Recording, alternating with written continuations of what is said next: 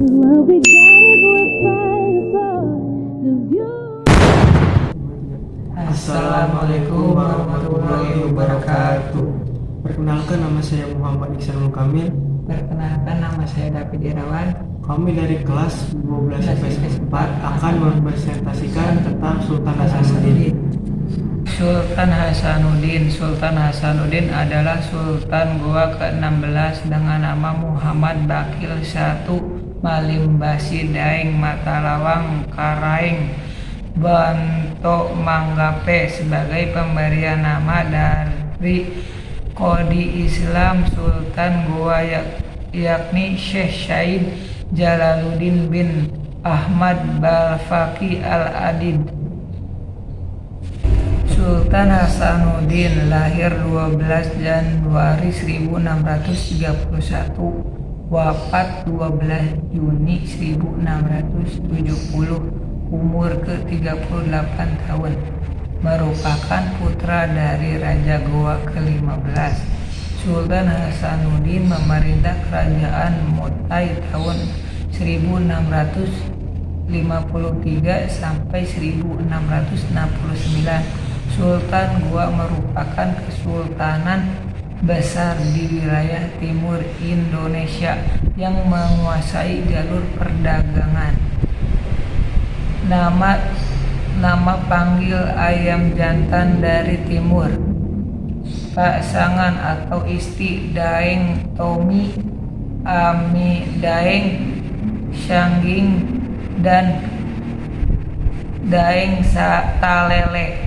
Nama anak Sultan Amir Hamzah Sultan Muhammad Ali.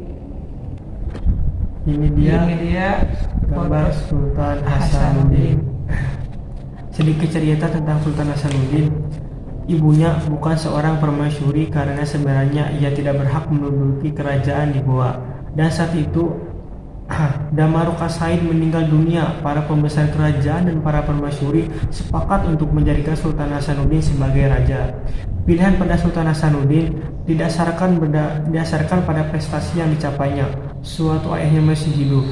Ia memang sudah mengangkat anaknya untuk mewariskan takhta kerajaan dan diajarkan keahlian dalam pemerintahan pada usia 20-an.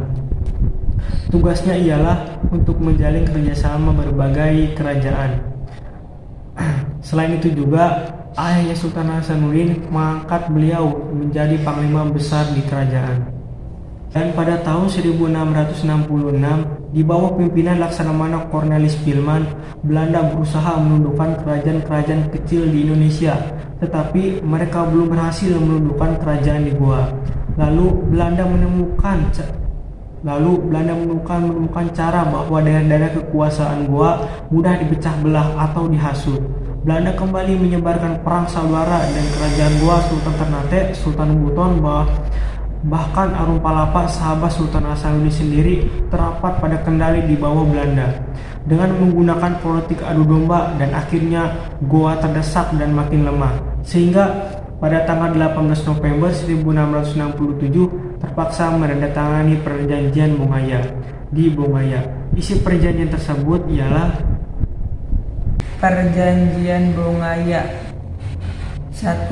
Makassar harus mengakui monopoli VOC. 2.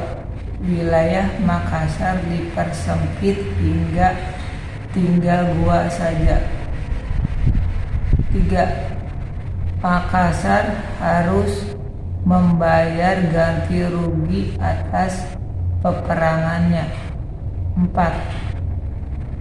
Hasanuddin harus mengakui Arum Palapa sebagai Raja Bone. 5. Goa tertutup bagi orang-orang asing selain VOC. 6. Benteng-benteng yang ada harus dihancurkan kecuali benteng Rotterdam. Itu dia isi perjanjian dari Bongaya. Perjanjian ini sangat merugikan kerajaan Goa. Sultan Hasanuddin mengadakan perang kembali dan pihak Belanda meminta bantuan tentara ke Batavia. Pertempuran kembali pecah belah antar daerah. dan Sultan Hasanuddin memberikan perlawanan yang sangat sengit. Mereka berperang selama 10 hari.